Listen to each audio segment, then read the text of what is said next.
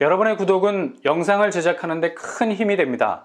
영상을 보시기 전에 구독과 좋아요 꼭 부탁드리겠습니다. 아울러 회원이 되시기를 원하시는 분들은 유튜브 채널 홈피 구독 옆에 있는 가입 버튼을 눌러주시기 바랍니다.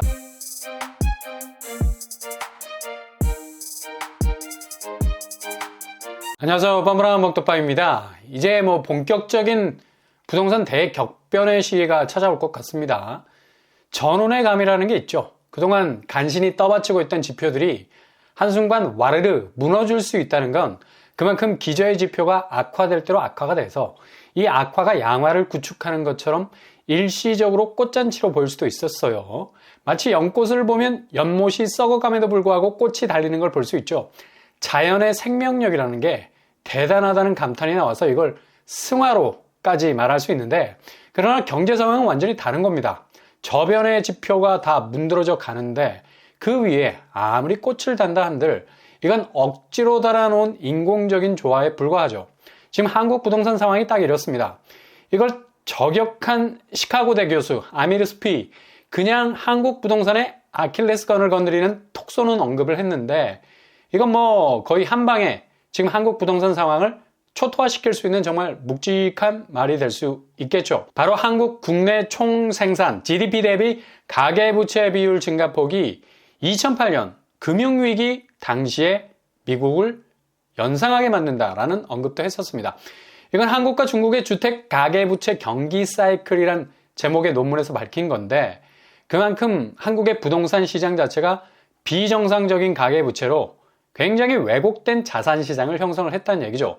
결국 이렇게 지금처럼 천문학적인 가계부채가 중국과 비교될 만큼 이상기조로 인해서 부동산 쪽의 집중 포화, 그냥 모든 시중의 자금들이 대출 창구를 통해서 극강의 쏠림 현상이 일어났기 때문에 결국 부채에 의존하는 성장은 엄청난 경제적인 타격을 불러올 수밖에 없다는 경고를 날리고 있습니다. 이거 지금 한국 부동산 시장의 민낯이죠. 실제로 우리나라 부채 문제는 거의 상상 초월 수준이고요. 9월 중 가계대출 동향에 따르면 은행권 가계대출은 1079조 원 수준, 거의 천조국 수준이죠. 달러가 모든 걸 지배하는 천조국이 아니라 빚의 규모가 모든 걸 삶아 먹을 수 있는 천조가 넘어가는 부채 규모. 그래서 천조국. 심각한 건 수피 교수가 언급한 대로 이런 자금 대부분이 주담대, 그러니까 모기지 대출을 통해서 빚이 급속도로 증가했다는 얘기죠.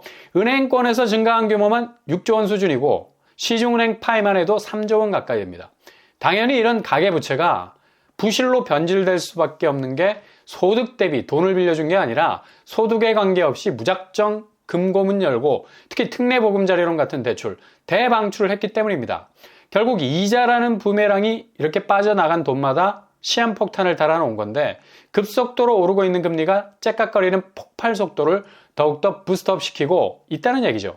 지금 미국 국채가 미국 중앙은행에 압박하는 기준금리 인상보다 더 무서운 존재감을 가질 수 있는 건 실제로 미 연준이 기준금리 인상을 하지 않고 그냥 긴축 분위기 딱 잡고 있어도 미 국채는 미친 듯이 오르고 있다는 얘기죠. 자연 한국 국채, 은행채에 직격탄이 되면서 시중은행, 주담대 금리는 고정 변동 가릴 것 없이 다음 주부터 다시 바로바로 원리금 이자에 그대로 거머리처럼 달라붙어서 가뜩이나 은행도 가상금리까지 올려서 금리 폭을 늘리고 있는 와중에 더욱 금리 파이는 고금리로 확대될 전망입니다. 그러니 지금까지 국민의 절반이 거의 크레이지 모드로 질주한 빚잔치, 이제 정말 가장 냉정한 고금리 상황 속으로 수많은 사람들을 와해시키게 될 거고, 그렇게 대망하던 집값 상승 이미 물 건너가고 있죠. 이게 조금 들썩거리는 조짐이라도 보여야 하는데 당최 간에 기별이 안 가는 거야. 원포인트 거래가 겨우 기존의 호가 방어벽을 막아내기 위해서 전면에 등장했던 가격 태그였는데 여지없이 무너지고 있는 게 보이고요. 특히 신축 아파트 입주율을 보면 심각한 게 65.1%로 전달 대비 6.4%나 떨어졌습니다. 이렇게 당첨이 돼서 신축 아파트로 이사 가야 하는데 생각대로 돌아가지 않는 거야. 즉 회전율에 이상이 생긴다는 거죠. 무슨 회전율? 바로 자금 문제에 빨간불이 들어온 겁니다. 입주 시기는 잔금을 치러야 할 타이밍인데 자금이 안 돌아. 왜? 1주택자 같은 경우는 기존 집을 팔아서 그 자금으로 퉁을 쳐야 하는데 집이 나가야지. 미입주 원인으로 잔금 대출 미확보가 지난달에 비해서 21.3%로 증가했다는 얘기죠. 그만큼 지금 부동산에 돌고 돌아야 할 자금이 거의 경직 수준에 이를 정도로 부대끼고 있다는 얘기입니다. 그러니 매물 적체가 갈수록 심각해질 수밖에 없는 거고요. 10월 1일 서울 매물 상황을 보면 7만 2천 건 수준이었는데 불과 20일이 지난 지금 시점에선 무려 4천 건 이상이 증가한 7만 6천 건을 찍고 있습니다. 그만큼 빨리 집을 팔아야 할 사람들이 서둘러서 매물을 내놓고 있지만 이게 지금 입질조차 하지 않는 아주 냉랭한 상황이라는 얘기죠. 부동산 호황이라 집값이 오르니 매물을 너나 나나 할 것 없이 내놓는다는 궤변도 들리고 있는데 아니 뭐 집값이 정상적으로 오르면 누가 지금 매물을 내놓겠어요? 얼른 들여다놓고 더 관망하면서 상승 추이를 보려하는 게 당연한 건데 지금 그만큼 거래가 죽었다는 반증이죠. 서울 거래량만 봐도 딱 답이 나오잖아요. 9월은 3,800건 넘어서기 힘들어 보이고요. 10월은 그야말로 역대급 한파가 몰아닥칠 그냥 거래 절벽 각이 딱 나오는 상황입니다. 이게 단순히 입지적, 계절적, 심리적 변수로 인한 단기적인 부동산 거래량의 변동 지표가 아니라는 건 지금 경기 자체가 거의 저공비행 수준, 올라서질 못하고 있죠. 부동산은 경기 침체 국면에선 그냥 혼수 상태에 빠집니다. 그렇게 부채로 때려박은 집이 실질 소득 감소라는 국면을 맞으면 문패가 달려야 할 집에 경매 딱지가 붙게 되는 비극이 일어나기 십상이죠. 그만큼 경기가 죽으면 부동산은 살아날 길이 없는 거예요. 입구, 출구 완전히 원천봉체가 되는 겁니다. 국가의 생산력에 가장 맹렬한 톱니바퀴가 되는 기업이 넘어가는 일이 비일비재 9월까지 법원에 접수된 파산 신청 건수는 역대 최고치를 넘어서 1213건으로 집계가 됐습니다. 통계 작성 후에 최대 규모라 하죠. 당연히 회생보다 파산 그래프가 더 높아질 수밖에 없고요. 무려 회생 신청보다 파산이 65%가 더 많은 수치를 찍고 있어요.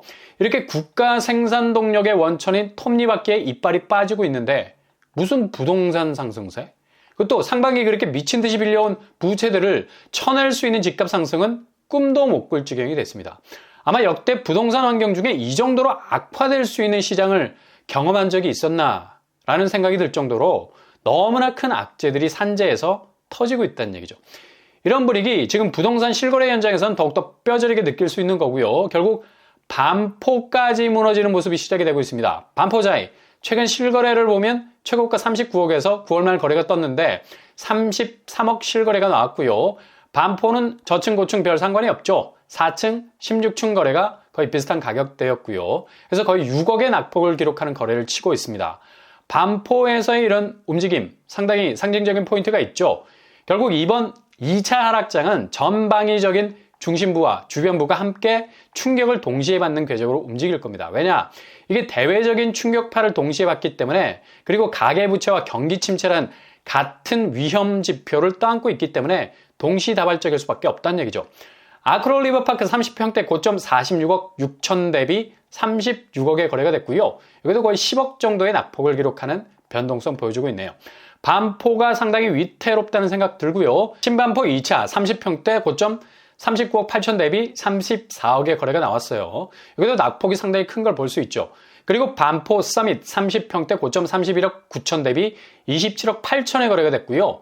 아무튼 반포 쪽 아파트 시세가 휘청거리는 느낌을 받을 정도로 상당히 요동치는 모습 보이고 있네요. 요 며칠 사이 압구정 현대 1, 2차가 거의 13억에 가까운 낙폭 기록을 했죠. 60평대 대형 평수의 메카인데 이렇게 속절없이 나락으로 가는 추세 보이고 있네요. 물론 저층 거래지만 상급지는 고층, 저층 별 의미가 없죠.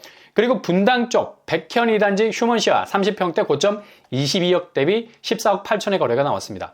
거의 7억 정도가 떨어지는 낙폭을 보여주고 있네요. 이렇게 경기권, 특히 서울 근접지도 상당한 변동성 보여주고 있는 상황입니다. 그리고 인덕원 쪽 이편한 세상 인덕원 더 퍼스트 20평대 고점 9억 5천에서 5억 5천 거래가 나왔고요. 여기는 반토막 수준으로 가고 있어요. 인천은 더 심각하죠. 검암역 롯데캐슬 30평대 고점 13억 9천에서 7억 2천으로 나락을 가고 있습니다. 반토막 수준으로 내려앉고 있죠. 인천이 심각한 하락장에 올 조짐 보입니다. 청라 쪽 롯데캐슬 50평대 고점 14억 9천 대비 8억 8천의 거래가 되고 있고요. 여기도 반토막 수준에 가깝네요. 송도 쪽 송도 아메리칸타운 아이파크 30평대 고점 10억 대비 6억 8천의 거래가 됐습니다. 이렇게 서울 중심부, 경기권, 수도권 할 것 없이 2차 하락장은 동서남북 어디서든 동일한 리스크를 가진 외적인 금리 충격, 내적인 부채 충격, 이런 대내외 리스크를 둘러싼 경제 충격이라는 삼박자 충격이 연말 집값을 거의 정신없이 흔들어버릴 기세로 역습을 할 가능성, 그 어느 때보다도 높아졌습니다.